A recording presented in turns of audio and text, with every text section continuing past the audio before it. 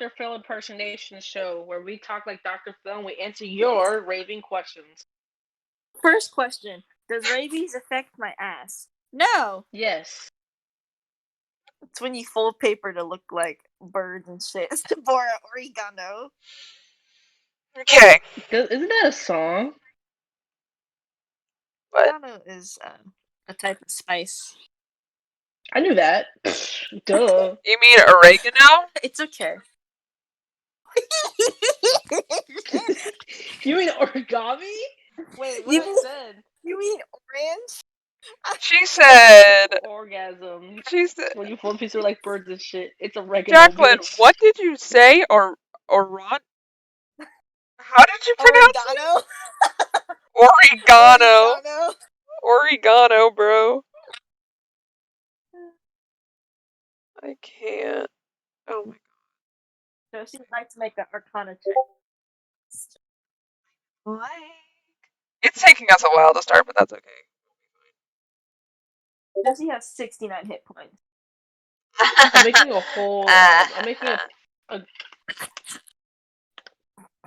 I'm debating. Should I put this all under D&D Beyond, or should I just? Yeah, I'll just put it all under there. Put everything you Also, have under D&D y'all wanna see the Beyond. bag? Yeah. You want to see the bag I want? Yeah, let's Yes. see it. I sent it to Discord chat. I know Meredith saw See. it, but Yeah, I did already see it. Kiara, Haley. I've messed up. I don't know what I've done, but somehow, some way, What on did my you? Google Chrome computer, you know when like. Never mind, I fixed it. It's funny. Okay. Haley, Sure. type in the chat if you're ready, and if you're ready, then I'm just gonna start talking because I have a lot to say. I'm ready. Okay, I'm gonna start talking, and we're gonna start with I'm gonna give you basically. I'm gonna start with like a little bit of a rundown of everything, so you're gonna hear me talking. Some of this you may already know, some of this you may not know, but we're all here together, so I want to make sure we're all on the same page of everything. So, Yes, ma'am. this is technically the sequel for the Curse of Strahd, okay, that I have created, right? And it's called Curse of the Dark Gifts. It also is gonna have touch base on Nick Cerberus, which is a campaign that we started. Kiara wasn't a part of it, but we did this, and we also didn't record that. So there's that. There's not much to that, but I'll get into that in a few minutes. So to remind you on the Curse of Strahd ending, in which I took a lot of creative liberties with. So our Curse of Strahd ended with Strahd being defeated, though we all know he's going to reincarnate a few years later. That's his curse. This caused our heroes to realize Strahd wasn't the big bad guy, but rather the dark gifts were. And because they were what controlled Strahd, and by extension Barovia, that's what caused this campaign. Okay. The dark gifts are going to be explained further in this campaign, so I mean, like, I don't really think we need to worry about that. Only thing you really need to remember about the dark gifts is, while you guys were in Barovia, you made a bunch of deals with them, and you signed contracts with them that weren't labeled. So hopefully that doesn't come back to bite you in the ass. Thank you, sarcastic DM. God. Okay, so now Dungeon Mary. now the ending for Curse of Strahd. Okay. So this is really important, and you guys need to remember this ending, okay? Because this is going to come back into play. So if you don't remember it fully, remember to take notes here, okay? So once Strahd was defeated by our heroes, all of the dead NPCs of Barovia that died revived, because when Strahd was killed, time turned back to when Strahd's curse was first active. This happens every time Strahd is killed. So the NPCs at the very end approach the heroes and explain Strahd reincarnates once defeated, and thus living is his true curse. While the heroes could leave, the NPCs couldn't, because each of their souls are tied to the realm, and by extension, the curse that was made by the dark gifts. So if they left, they would simply dissipate into nothingness.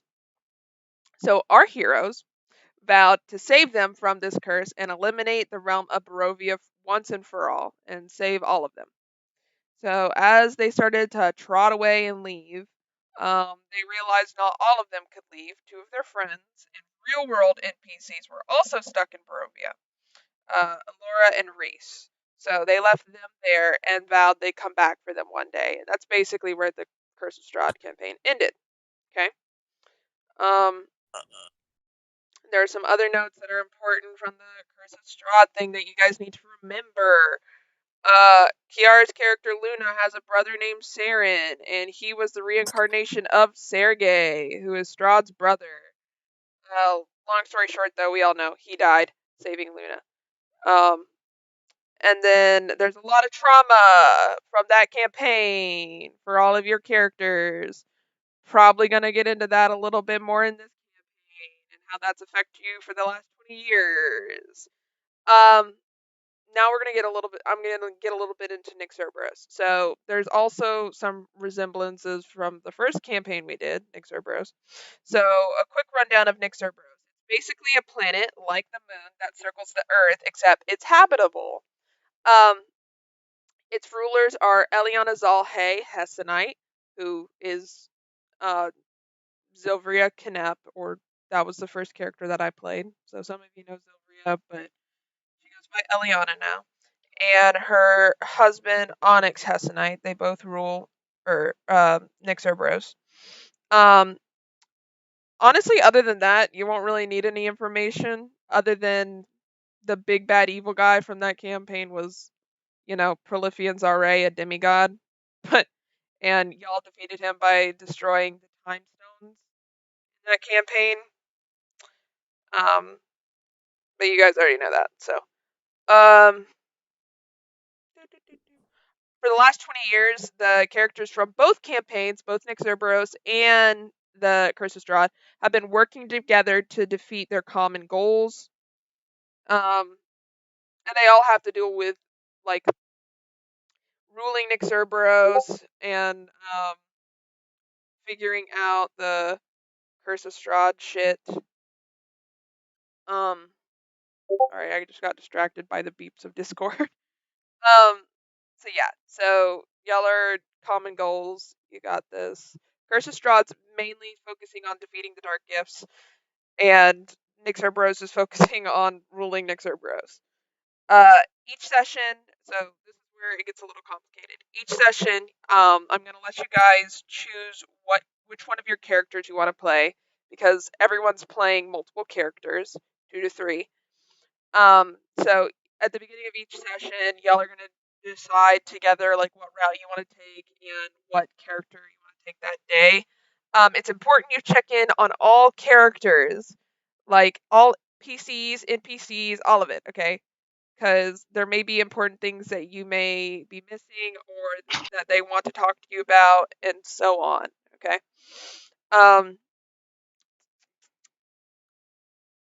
Yeah, so I think that's about Limbo's also, like, the Hollowed was obviously an independent campaign from this one, but certain information like Limbo and the creators are going to come and overlap a little bit, but only a tiny bit.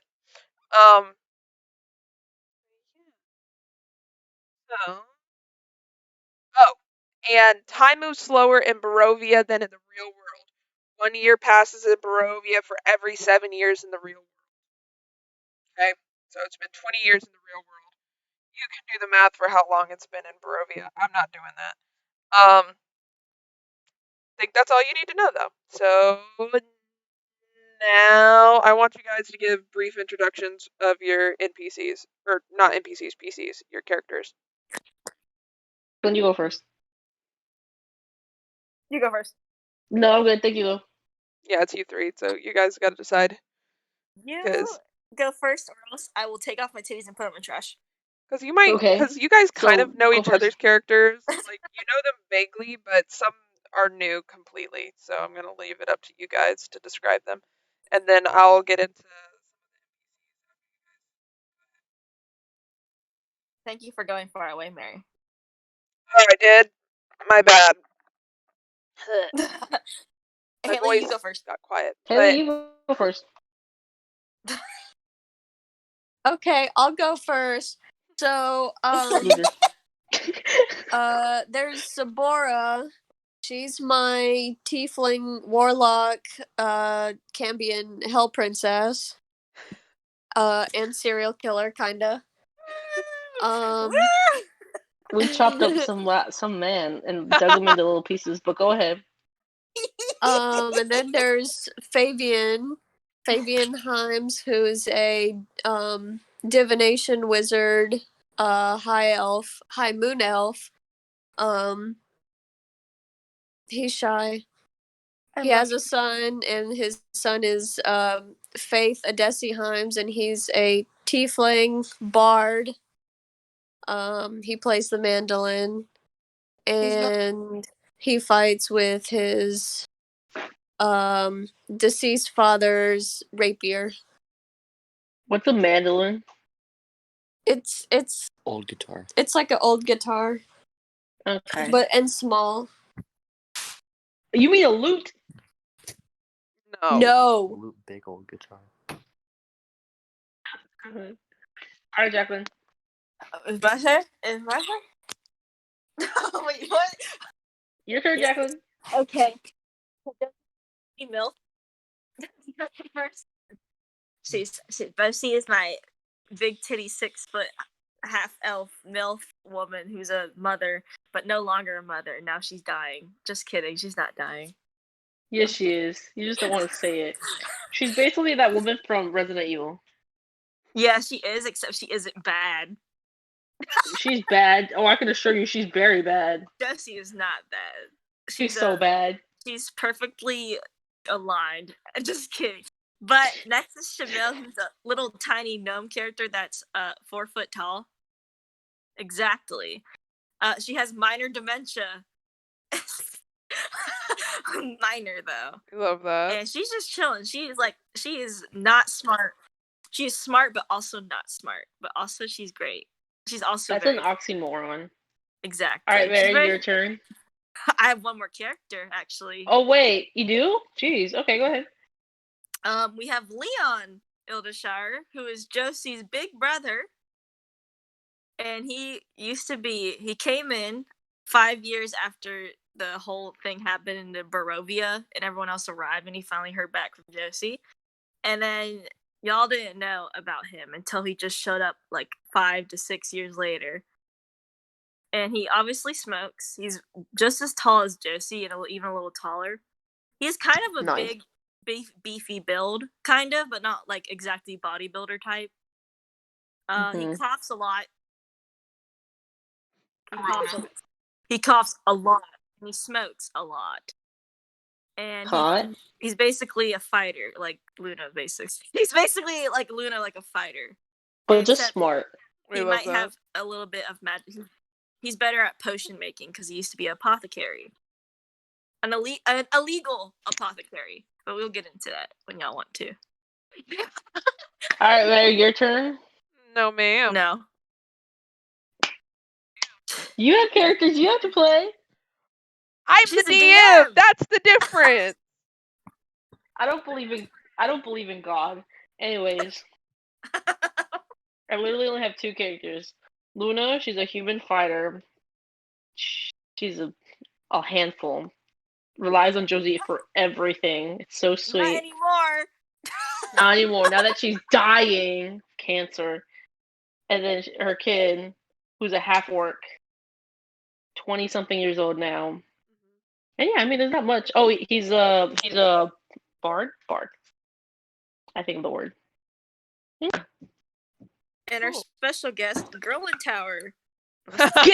Wait, she's included in this? Really? No, No. she's not. No, she's not. No. I got so excited. I love how happy you all were. Okay. That got me so excited. You just see a stick figure appear on the D&D, like, Beyond Curse of Strahd. Just Curse of the Dark Gifts page. It's a Girl Tower. Yeah. You'll meet the NPCs along the way, but if you guys want to look at them presently, you can look at them on the Curse of the Dark Gifts campaign page. No, it ruined the fun. Because you already know Lucian. He's basically the adoptive child of Josie. Y'all met him in Barovia, you know. Well, Kiara doesn't know Leaf, but Leaf is the adopted child of Shamil, who is Jacqueline's other character. Josie and Shamil are gonna get married soon. Archeon runs a city similar to Josie. Eliana and Onyx are the king and queen of Cerberus. You didn't like Archeon. Not Archeon. I think it's some other. I'm thinking of some other bitch. She died a terrible death. Never mind. Oh yeah. I remember her. Yeah. I don't know why I thought I know who their names sound similar. It's Reese's. It's Reese's brother or sister. Archeon has an adoptive kid. He recently adopted her. That's Shanra.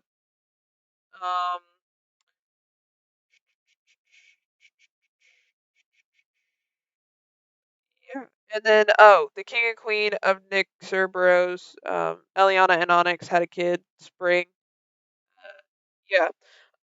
I'll describe them a little more in detail and show their pictures later, but that's basically the gist. It's a whole family affair at this point. We adopt each other. We adopt each other and then we smash each other. Alright, so you guys ready? You guys ready? No. Yeah. Okay. Because you ready for trauma, Kiara? You ready? No, I don't want to reopen all the mistakes I made. Okay, so if you are ready, you guys are probably gonna want to be ready to type or pen and paper.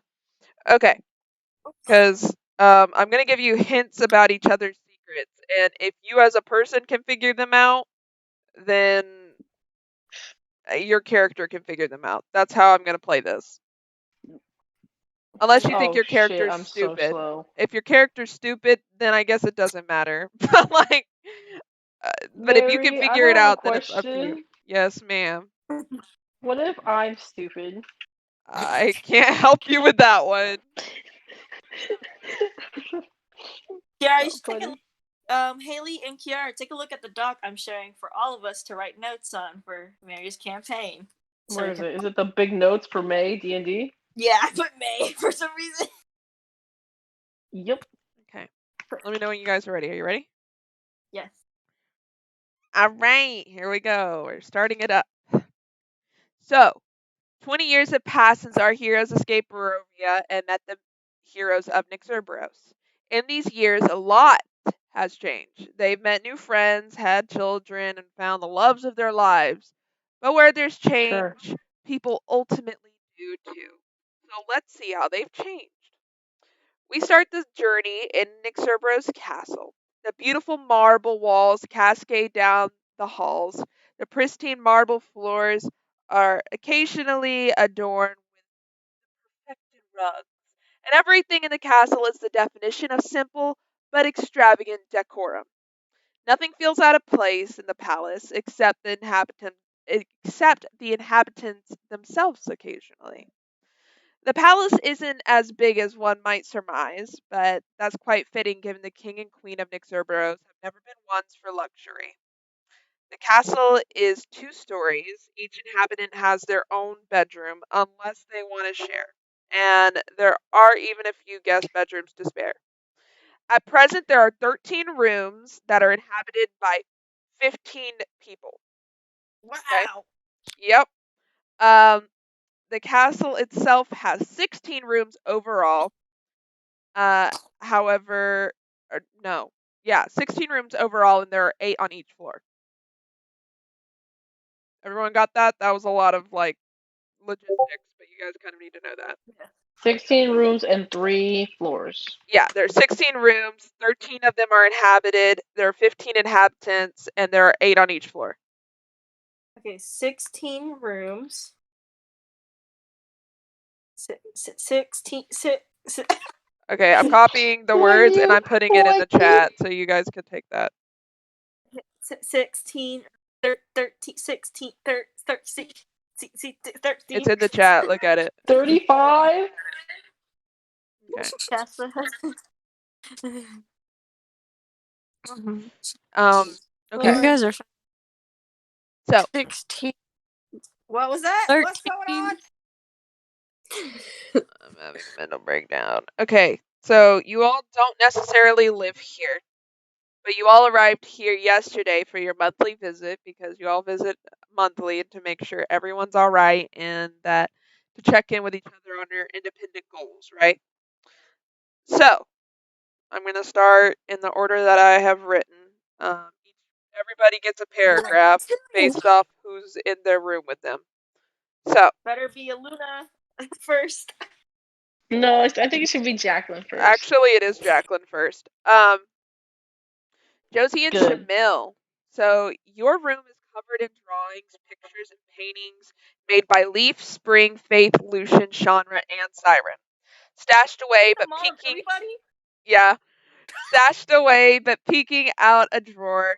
There are even pictures made by Sabora, Saren, and Luna from the days Josie used to take care of them. You each have your own array of flashbacks of your family as you both look around the room. You go through shades of worry and frustration as your problems have all but resolved over the last 20 years.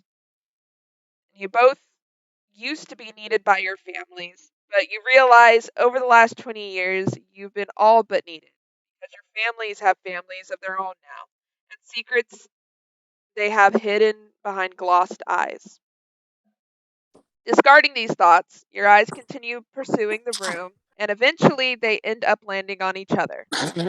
Both of your hearts fill with love and warmth as you see each other's faces, which remind you that in less than a month is your wedding. You both know it's supposed to be a momentous occasion, but for some reason you have this feeling that everything is going to go wrong. Of course. Murder. I know it. I feel it, That's bro. yours. All right, next one. This one's gonna be for you, Haley. All right. Okay. Fabian, when you wake up and turn, you realize your son Faith snuck into your room at night and is laying beside you. He's just barely 19, but dry tears are on his face, and you realize he must have had another nightmare. Some nights are worse than others for him, but it's been this way since his father, Ferranos, died 3 years ago. That's when you notice Myra, who's spirit bound to you, sitting beside him. She doesn't realize you're awake, but you notice her reach towards Faith's face to try his tears, but her hand phases through. Her lip quivers as she sighs, and then noticing you're awake, she disappears from your sight. She put up her internal walls so you can't sense what she's feeling, but you can already tell how. She says to you in your mind, he had another nightmare.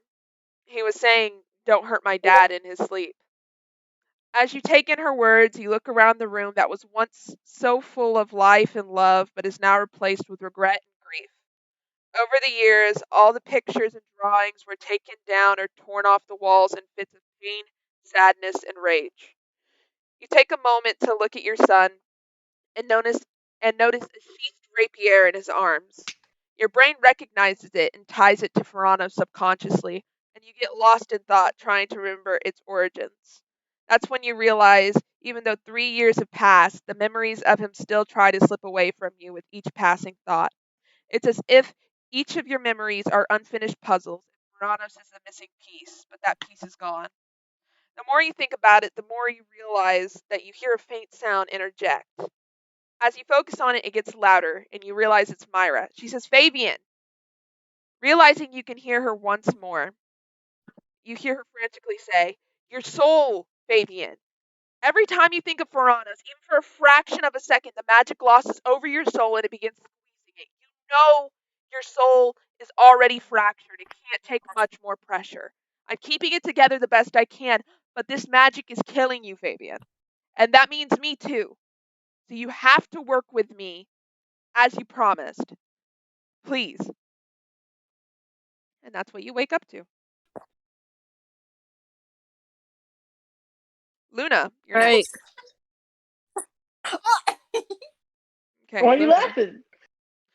So, Luna, are you ready? Yeah. Okay. Luna, you wake up to a I'm typing messy and so fast. unkempt room. You glance at all your books and work scattered around the room. you've yet to clean and straighten, and then notice a figure standing over some books. You quickly sit up, hoping this was some miracle, but the figure dissipates as a mirage of the imagination. Then a familiar feeling engulfs you: regret. Your heart grows heavy Oh as you no. feel the air in your lungs get thinner. This drowning sensation hasn't left your heart since you escaped Barovia. It's all your fault, you remind yourself every morning. You're not a kid anymore, and you are the maker of your own choices and the cleaner of your own mistakes, you remind yourself. People have died for you. You have to do better, you remind yourself. People have been left behind for you. You have to be better, you remind yourself. I have to do this on my own, you remind yourself. I'm sorry, Luna. You don't deserve this. I wish I could hug you and tell you it'll be all right, a familiar voice says within your mind. You take in their words as if they were an energy drink, as the voice continues. It's all going to be okay. You'll figure this out, but you really ought to clean your room. I mean, I don't know how you could learn anything about anything with this mess. At the very least, doing that would give you some sort of break from all this, since you won't just lay down and rest or even sleep for more than an hour. I'm really worried about you. You smile at their words as they echo through your mind, and you know they're right, but the contempt you hold against yourself in your heart is too strong even for their words. Zipporah, it's your turn. Yes. Okay. Zipporah, you wake up and lay there for a moment as you stare at the ceiling as an empty shell. You think of nothing, you feel nothing. In this absence of everything, you start to think of your friends. That leads you into your imagination. You decide to imagine what it's like for everyone else to wake up. You imagine right now they would be thinking of something meaningful, like Luna pondering what book she will study today. Or perhaps, at the very least, you imagine what, that when they wake, they think whatever they believe in for allowing them to wake. Like Josie thanks Lathander for allowing her to be. You imagine when they think this meaningful thought that they feel determined to live. And you imagine when they think whatever they believe in, they feel grateful to be alive. Coming back to your senses, you sit up and walk over to your desk and pull out a journal. Glancing through some of the previous notes you wrote, you stop on a blank page and begin writing about what it'd be like for your friends to awaken. When you finish, you look back through the pages already filled and you see a portion on what you imagine it'd be like for them to be in love, what you imagine it'd be like for them to care, what you imagine it'd be like for them to feel remorse, and so on. You close the journal, as you do every morning, and hide it away, and take a moment to remind yourself that you are different from them. They are inherently good, and you are inherently evil. They will never understand you, but you try to understand them and their morals, because something in you doesn't want to hurt them, and something in you also doesn't want them to abandon you. You remember at one time you did understand them, and in a way, you miss those days when you were just like them, because at least then you didn't feel so alone. Who's whispering? Dang. Yeah. Xander's eyes watering. Siren, are you ready? I can only type so fast. Give me 2 seconds. There you Yeah, go. she's Okay, I'm typing. ready. I'm literally typing paragraphs. There you go. Now you can go. Okay, Siren. You wake up quickly in a cold sweat as you scream in agony. You look down at your arm to the source of your pain and you realize the glyph on your arm that you were born with is glowing a bright green. You scratch, hit, claw, and bite your arm to the degree it's bruised and bloodied, where the glyph once was, in hopes the pain would subside, but it doesn't. At this point, the pain is unbearable, to the extent you feel as though you're about to pass out from the pain.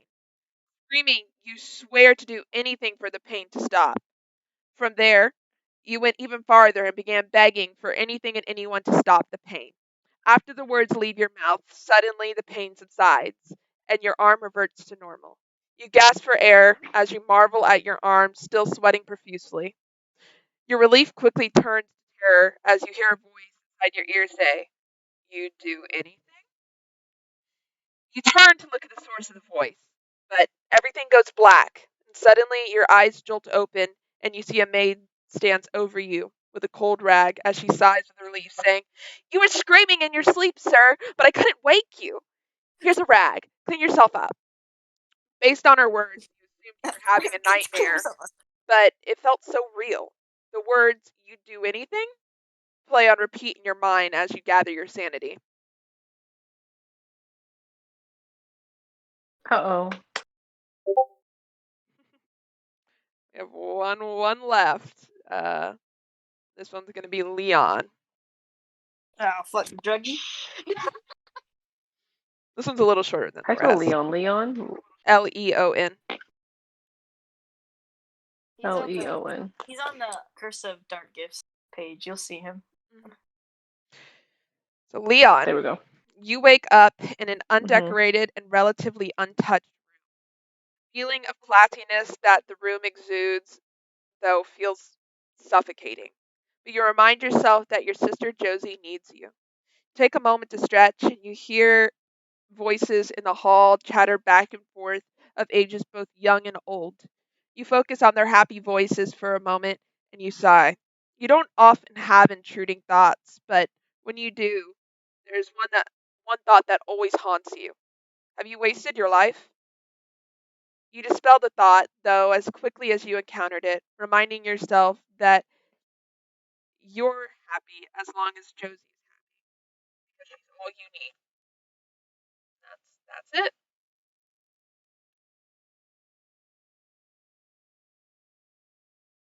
Yay. We got through the introduction. All right, that's the end of the session. No. Yeah.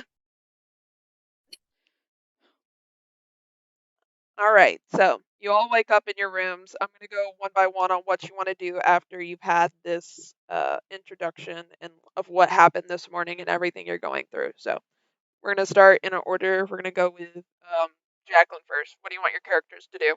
And Well, first, I already know what Leon wants to do. what does Leon want to do? He wants to go outside and fucking smoke a pipe. Okay. As he heads for the door, he notices a note on the door.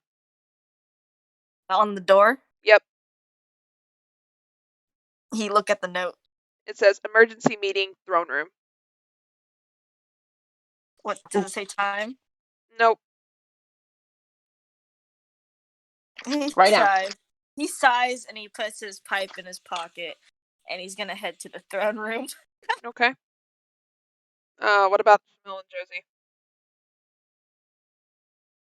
Josie can't move right now. She in pain. A little bit. Shamil will get up though and get shit ready for like the both of them. Okay. As she's moving around, she notices on the table that there is a note that says the same thing: emergency meeting, throne room. She let Josie know. Josie will do her best to get up, but she's gonna have to use her crutch because she got another crutch. You know what?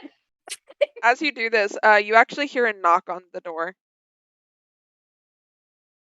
Yeah, Shamil will go up to the door and I guess I don't know if there's another doorknob on the door because Shamil can't reach that shit. Okay. You have to roll 2 to see if you're able to hop up and answer the door. She'll get a stool and open the door because Shamil can't fucking reach that shit. I imagine that they made a smaller one for Shamil to open the door, but she opens the door and she just sees a maid standing there, and she's holding a little box in her hand, and she hands it to Shamil. Shamil says, "Does she know what the box is about?" Actually, wait, no, she probably doesn't. She has dementia. As the maid will mention, she says, "Be really careful when you open it, okay?" Okay, yeah, I can do that. Okay. And then you just see the maid walk off. Does Josie know what this box is? No. Okay. She'll go over and open it so they can both look at it. Okay. As you open it, this box transforms into a wheelchair. And like a bunch of like confetti comes out of the box as well and like just falls. And you can see like rockets on the wheelchair. You can see spikes on the edges. It's fucking sick. Mary, I want if I ever need a real wheelchair, I want that. Y'all have to do that to me. Y'all have to get. I think I'd rather die. I'm gonna get out of the hospital wheelchair, and y'all gonna have like I'm gonna be sitting in the hospital bed, and you're gonna come in with the wheelchair, and you're gonna blow up party poppers. Bro, I'm not even. I think we get kicked out. A little note is sitting on the wheelchair, and as you glance at it, you see it's an instruction manual, and you notice that it's there's like a thing on it that says from Onyx and Eliana. They had bought it for Josie because they knew her leg was hurting. But now she has a sick ass fucking wheelchair. The style. That's what Josie's laughing about. You don't know all it can do, but like this instruction manual is like 50 pages long. Shamil like laughs at it, but she helps Josie into it, and she's like, Shamil's reading the instructions, but Josie knows she's not paying attention to a single fucking thing. She's like, I'm disabled. Watch this. Josie immediately becomes like a fucking motorcycle gang person with a wheelchair. Bro, I think that's a thing. I think that's a real thing. Josie, the second that you sit in this chair, it's the most comfortable chair that you have ever sat in your entire life. I know it's you're like grandma's recliner. So hard. You really want me to have this fucking wheelchair. And you sit here and you put your arms resting on the sides, and suddenly it starts massaging you. I hate that. What do you mean? It's like having grandma's wheelchair. I mean, grandma's fucking recliner. You know, like that one chair? Josie's literally like, am I this old? Is it getting to this point? Yes. But she appreciates it. She actually really does appreciate it, though. She have to thank Onyx and Eliana later, but I think it's Mary's pushing it so hard, and it's so funny to me.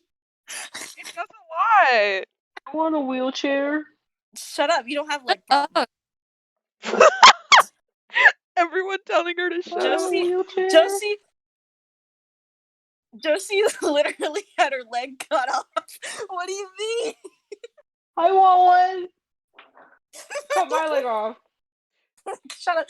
But no, Shamil's gonna lead Josie to the throne room. Okay.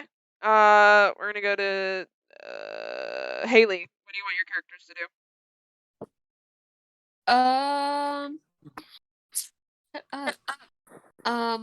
I guess we'll try and not wake up Faith, and he'll just get up and do things.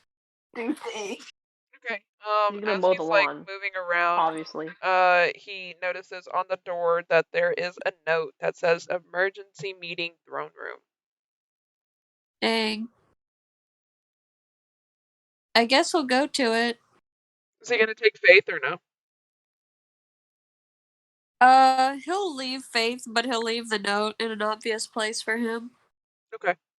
What about Sabora?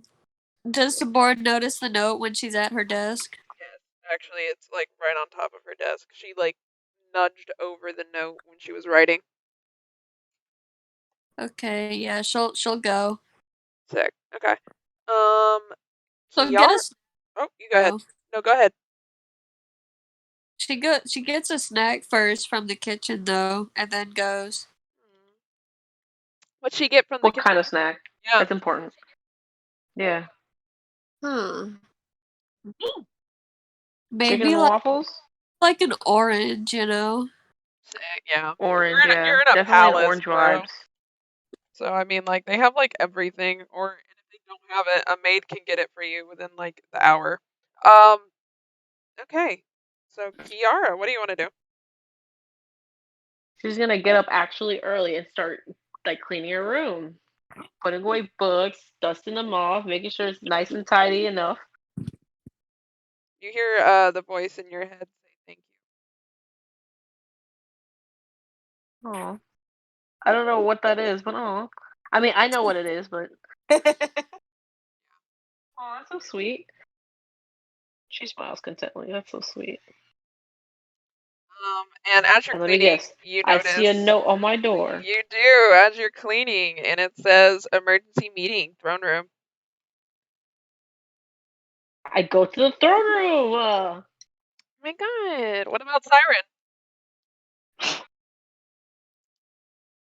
I mean, he probably sleeps in. He's a prince. I mean, he feels like a prince. So I'm sure he sleeps in most of the day. He did not sleep in. He was wakened abruptly from a nightmare. Remember?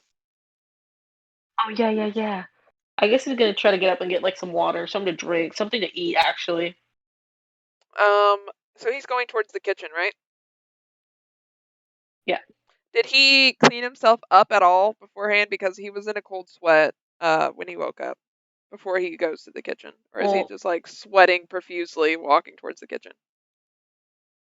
He's probably sweating profusely. Like that's the first thing he does. He sweats, goes to the kitchen, gets some water, gets something to eat, and then he wants to shower. Okay.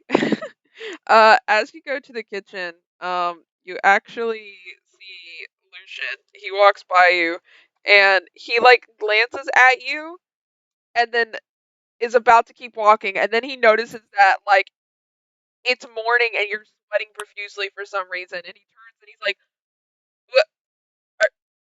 Are you good?" Nightmare. Oh. I had a terrible nightmare. And he starts like drinking straight water straight from the gallon because that's who he is. Lucian actually like follows him to the kitchen and is just like staring at him. What was the nightmare about?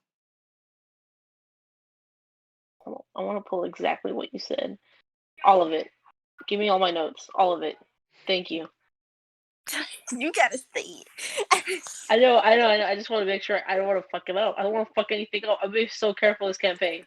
Like, just, I don't know. I was in pain and my arm hurt really bad, and I heard a voice say to me something about, like, making the pain go away. I don't know. It was really weird. And then he gets an apple, and he eats an apple. Did you talk to your mom about I haven't seen her all morning.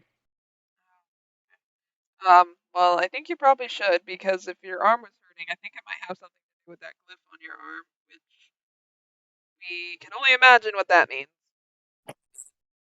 Yeah. I mean, that's exactly what was hurting, so yeah, I'm sure she'll probably want to know about that. Okay, well, if you need any help or you're dying or something, let me know. I will. And he just gives him a smile and he just walks back to his room to shower, because that's gross. Yeah, as Lucian walks past you as you turn to go take a shower, and he heads towards the throne room. And I assume after that, what are you going to do after that? I mean, that's pretty much it. Should I go to the throne room? You did have a letter to say emergency meeting throne room. Alright, so, I mean, I'm sure you saw it probably walking back to his room, right? Yeah. If he doesn't see the letter, then on his way back from the shower towards his room, one of the maids will be like, "Oh, sir, there's an emergency meeting in the throne room. You should probably go to it." Alright, well, he showers, then he goes to the throne room. Okay, cool. So the only one not at the throne room for the meeting is going to be Faith, right? Yeah. Okay, gotcha. All right. So, as everyone gets to the throne room, everyone's there. Literally everybody, all of the NPCs are there except for Faith. And I assume that if anyone asks about it, Fabian would just be like, he ain't feeling up to it. So no one's gonna question farther than that. So when everyone arrives, you see that the throne room is white and full of marble, with two modest throne chairs side by side. Zilvria Canep, who now goes by Eliana Hessenite, the Queen of Elves, sits on the throne chair, and beside her is Onyx Hessenite, King of Cerberus, who sits on the other. Everyone emerges in the throne room all at different times, but they're all approximately within the hour of each other. And Eliana smiles at everyone, and those who were part of like the Cerberus crew and knew Eliana before all of this, you didn't really see her smile that much. But this seems a really genuine and honest smile as she looks at you all. She sighs, looking at everybody, and she says, "Hello, everyone. We apologize for the lack of notice for early meeting. However, it's good to see you all, and we have a lot of news we have to discuss. So we'll start with some politically beneficial news. In an effort to Biden. bring Fox News. Is this Fox? I absolutely despise you. In an effort to bring both Earth and Cerberus together, we and our daughter have both agreed that a marriage would be best to bring our two planets together. Thus, Spring is engaged to marry Prince Callum of Earth. Leaf Aw. abruptly interjects and says, "The fuck she is!" And you just see like Lucian cover his mouth, and Ooh, someone has a crush, girl. and Leaf like is like ranting under Lucian's mouth, and Lucian just says, "I I'm I'm so sorry. He's you know." Um, and Eliana gives off a small smile, and she continues. She says, "Next, we need to discuss something else. After 20 years of research, we have a lead on the dark gifts. Thanks to the efforts of Luna, Josie, Sabora, Archeon, Shanra, and Lucian, we finally discovered there is a cult of followers that worship something that we believe may relate to the dark gifts. Now, we've had false alarms like this before, but this one seems promising. This cult worships a being called the Third Creator. While we don't know much about this being specifically, we do know of the other two creators that originate from Limbo. We also know about Limbo as a whole, so we think that this third creator could perhaps relate to all of this and the dark gifts. We got this idea since the dark gifts and Limbo seem similar, uh, seem similar enough through data and the books that we've procured. That and the glyphs on each of your arms are nearly identical to the language of the creators. So we believe that this also relates to Limbo in some way. Pretty important to investigate because of this. So ultimately, we think this third creator may be the link we need to connect the glyphs, the dark gifts, and Limbo together. But we can't be sure until we get someone to do some ground control there and get some information from their books, journals, and anything else of value that we can research. However, we cannot kill a soul there, nor cause harm to anyone there, as you're affiliated with the Crown, and they have caused no harm to anyone or anything to be deemed a threat. So, having said that, does anyone, and Lucian like immediately raises his hand, like the second she says anyone, and he says, "I'll lead the party on the ground. I'll lead it. I'll lead it. I'll lead the party on ground control, and I'll find information on the third creator. So let me know who wants to come with me. We leave as soon as possible." He's really pumped about it. And then Eliana nods and she continues. "Lastly, we have a bit of disconcerting news. As you may or may not remember, most of you probably won't. All over the globe, there were remnants of the tyrant demigod Prolifian Zare. Supposedly, those of us who were on Cerberus took part in destroying these time stones, which ultimately ended in his demise, and thus reversed all of his previous actions and also contributed to some of our memories being completely or relatively wiped of him and his deeds. However, recently there has been a resurgence of believers in Zare on Cerberus, which is wildly concerning, as they're making the plea that we are tyrants and he was the victim, and that we are lying about the entire situation. Thus, we need to find an ingenious way to shut these speculations down, as well as shut this cult following him completely down.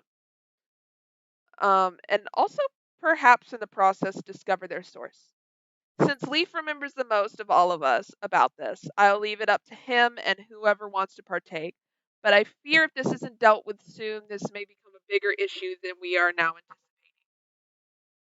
And Onyx, the king, nods in agreement as he places a hand on Eliana's, and he smiles and states, "Me and Eliana are both on the same page, and we trust you all explicitly and appreciate your help. If you need any support, don't hesitate to ask. Anyway, if you have any questions, now's the time. And it's up to you guys."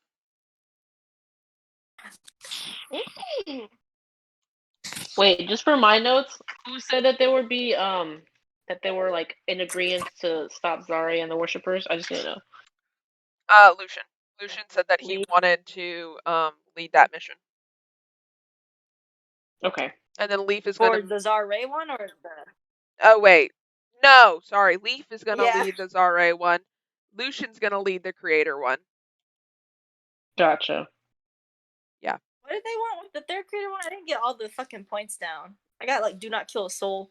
Yeah, two so glyphs. they basically want somebody to go down there and get a bunch of information about the cult and the following and everything with this third creator. And you can't And they're going kill... to Limbo, right? No, they're not going to Limbo.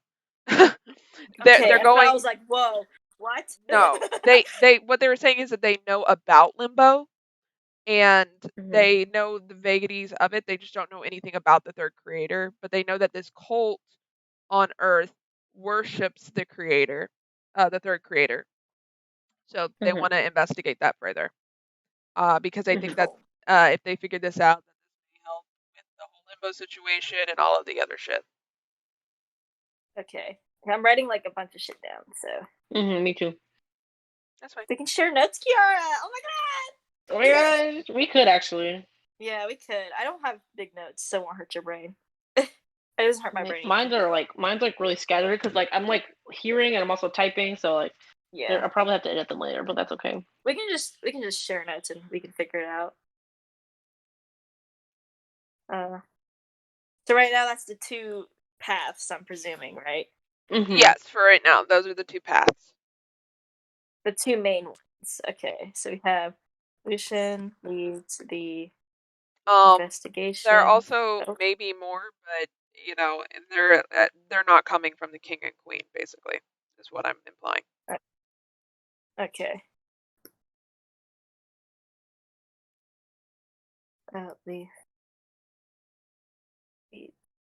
Yes. Come on, copy and paste this. So, if you guys have any questions about anything, Eliana and Onyx are willing to answer your questions. Is everyone just kind of like scattered about the meeting now? Yeah, everyone's talking amongst themselves. Basically, it's basically over. Who's sitting next to who? No one was sitting anywhere. The only people who were sitting were Eliana and Onyx. Everyone else was just kind of standing around. Josie's sitting permanently. Other than Josie, yeah, Josie was sitting, but they pushed her in the front so that way she could actually see them. I think this is the first time y'all have seen her in a wheelchair, too. Oh, well now Luna's like kind of sad about it. She's like, she walks over, like, "What happened to you? What is this?" And Josie's like, very long story that it couldn't explain every month that we met up due to busyness. But I don't mind explaining it now. She's like talking and she just like narrows her eyes more and more. It's like, busyness? It's like, her face like, girl. You know we were all busy, Luna. And I tried to find a surgeon to, well, you know I lost my leg. That's the sum of it. Okay. You were there, and I was there. Amputated. And it was okay for a bit, but slowly pain started to come back. But it wasn't ghost pain. Oh, okay. So I went to try to find a surgeon, and so far no surgeon has responded that they can do the operation without me possibly dying. Well, we wouldn't want that. And she just like looks at her. She looks really kind of sad, but he just smiles like, "Oh, Well, you need to focus on feeling better. Maybe a mission isn't exactly what you need right now. I think I will be fine, Luna. Okay. I promise. All right. Making sure. But Luna's just chilling.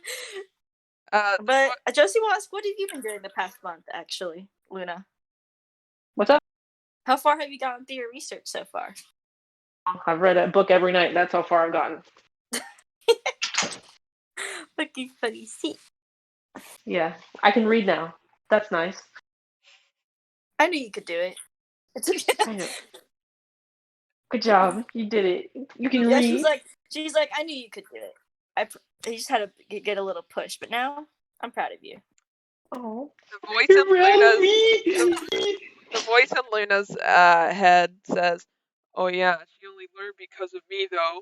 Me staying up every night with her, teaching her how to read. But I don't get nothing. I don't get no good job. Good on you for teaching the dumb."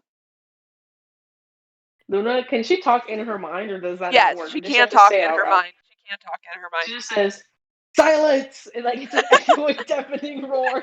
Silence! Let me enjoy this moment. And she just smiles at Joe. She's like, "Thank you. I worked really hard." I'm sorry, I'm laughing. That's funny. You also know Josie's getting married to Shamil. Yeah. Possibly. Oh yeah, she's like, so where is she? Who is this? Shamil And like, is I go to Shamil. Probably Shamil's asking how Leaf is doing, honestly, because that's her son. Oh, is she actually she talking points to at Shamil Leaf? like, man. If she wants, if he's not busy, yeah. He's willing to talk to her, but he's definitely pacing back and forth. Yeah, Shamil's like, it's the spring thing, isn't it? He's like, yes. What do you mean? It's the spring thing, isn't it? Of course, it's the spring thing. She's marrying someone she doesn't even know. I know he's bad. I feel it. I feel it in my soul. Okay, Mom? I feel it. Like, he's evil. She was like, have you asked her how she felt about it? No, but I know. I've known her basically my whole life, okay? I know exactly how she feels.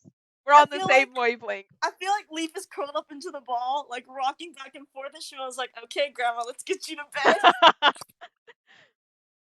bed. Okay, Grandma. No, Shamil's just patting his back as he's like, I know it, I swear. And she's like, how about we, investigate this guy? I mean, Actually, I had an idea about that. I think we should investigate him immediately, because the sooner that they cancel this wedding, the better. The better. The sooner, the better. Because if Spring gets hurt, I'm gonna riot. It's gonna be a problem, Mom. Okay, it's gonna be. Is Spring here? Actually, like, Spring's over talking to her parents, and like, she doesn't seem like upset or anything. Like, she seems kind of like, okay. But like, Leaf's having a mental breakdown. I guess make something clear. Is Spring like his sister or something, or no, they're not related. Okay. Okay, I can kind of piece things together. Thank you. She got a crush on her, bro. Mm-hmm. Yeah, you just see Shamil counseling her also very tall son. Shamil's 4 foot, so you're way taller than Shamil. Yeah.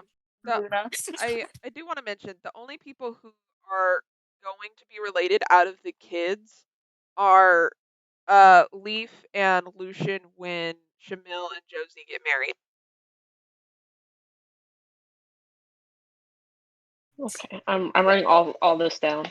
Yeah, so I think Josie will also check on Lucian. To see how actually, when you start heading towards Lucian's staring intensely at Luna. Why? Do I notice this? Make a perception check. Our first check of the session! Oh wait, that's Siren. That's a whole different person. Don't look. See it? Oh no! Perception. Oh, I know all, so let me hear it. Oh shit, she got a 20! She got a 20? Holy Kiara's shit. not Kiara.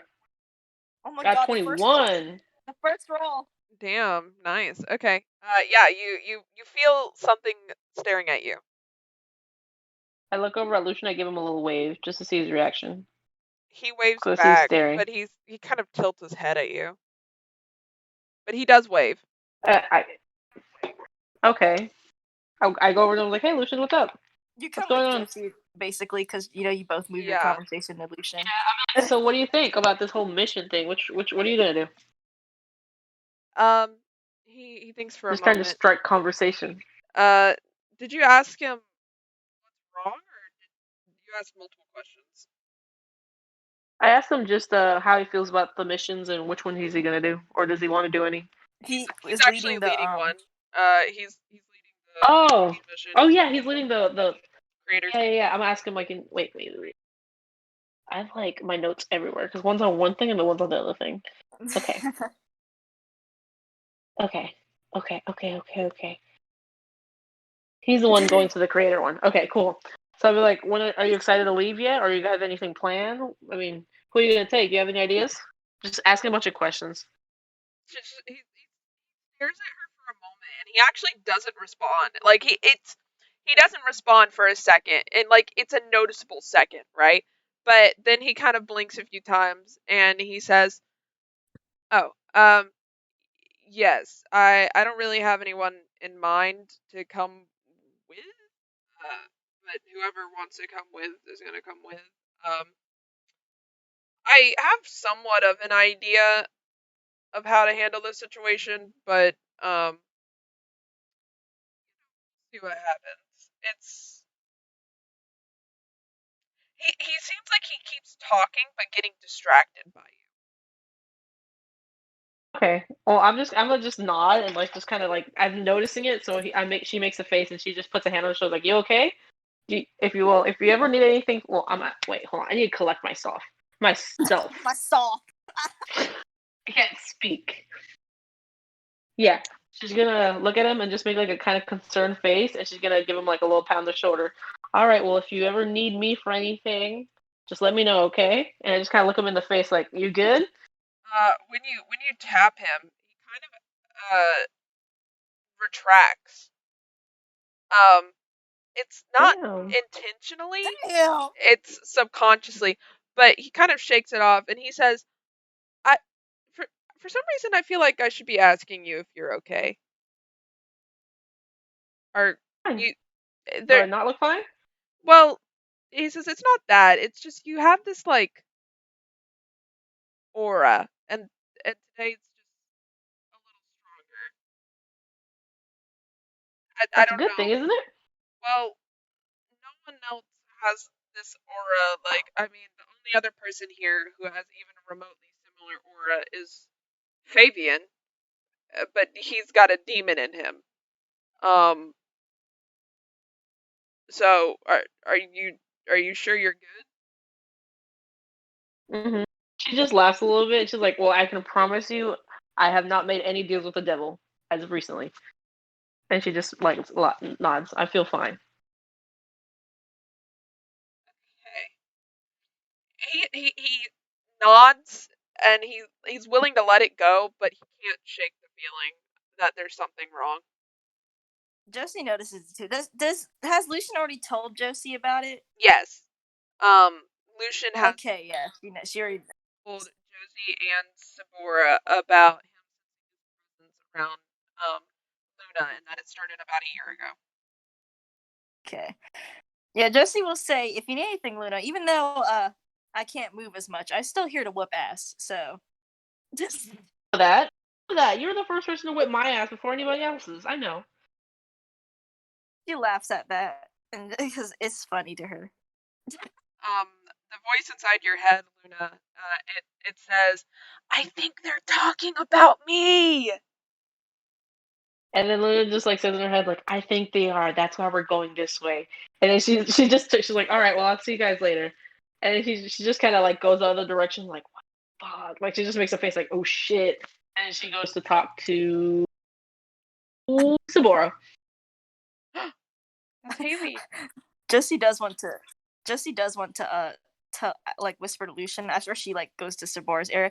She's like, do you think it's gonna keep getting stronger and getting worse? I'm not sure. However, I don't know if it's necessarily good or evil. It's not like Fabian's where I can immediately be like, oh, this is an evil presence. It's more ambiguous. I'm not sure exactly how it works. But I do think that some days it does get stronger than others, so. She nods, and then she just asks how Lucian himself is doing, really. Keeping up with him, because he's a baby. He's a baby. He's a baby! He thinks for a moment, and he says, well, we have a potential lead, so I guess I'm doing good. Like, the sooner I get my dad back, the better. She nods her head, and it's like, oh, poor Cashman. I loved Cashman. Me too. All his outfits. She's like, you better be keeping up with yourself, boy. I'm gonna whoop your ass. You not eat. I'm scared she ain't do that. He smiles. I would. Yeah, but this is the first time Lucian's seen her in a wheelchair, hasn't she? Or did he fucking get her the fucking wheelchair? Did he help with that? I don't know. I'm sure he did. He seems like the kind of person.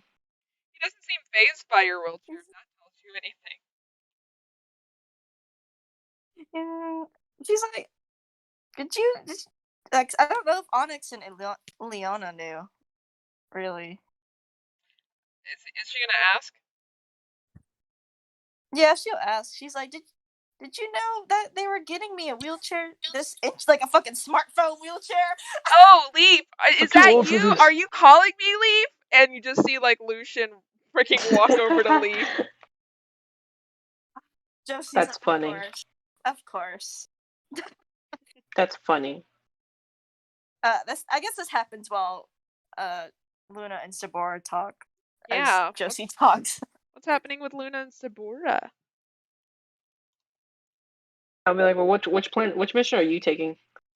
I look at her. She hasn't really thought about it too much, but she's kind of more interested in the limbo thing. So she'll just be like, I'm kind of more drawn to limbo because I don't think politics is really my breath of air. Totally. Biden, worst president. But I do think limbo. Has she studied it up to this point? Probably, right? Because she's been doing a lot of studying, but I don't know if she's been studying limbo. Luna has been studying strictly limbo. That's how they got all this information on limbo. Right. It was because of Luna. Sweet. I already know which one I'm taking. She looks at her like, I'm taking the one. We're going to limbo. I already know a lot about it, and I think I'd probably be the biggest asset. I also want to mention that you, in regards to this, you might want to check out Luna's Secrets one more time because it explains why she does all this research on limbo. Okay. Me. Sabora sees Josie in a wheelchair. Wait, can they make it? Can she make it flies? It can fly actually. What? That changes everything. I want to ride the wheelchair. Throw her on the ground. Throw the disabled on the ground. Happy Wheels. Basically, is Happy Wheels. It's an old man. Yeah, but I think Sabora and Luna is the first time seeing Josie in a wheelchair, so you can do with that you will. She wants to ride it. She won't admit just it, like but standing there, and she's like, "Why? I don't know." She just does that. Josie just feels a demonic being staring at her. It's like, oh, it's just fucking Sabora. Just my fucking child. If she notices you visibly staring at her, she's gonna come over because she knows. She's like staring at her. If she gets closer to you or you get closer to her, she'll like start, like how certain animals will circle things. She'll start circling your wheelchair and like examining it. That's so fucking funny. Josie just stands like there suspiciously. Honestly, she's just like, what the fuck?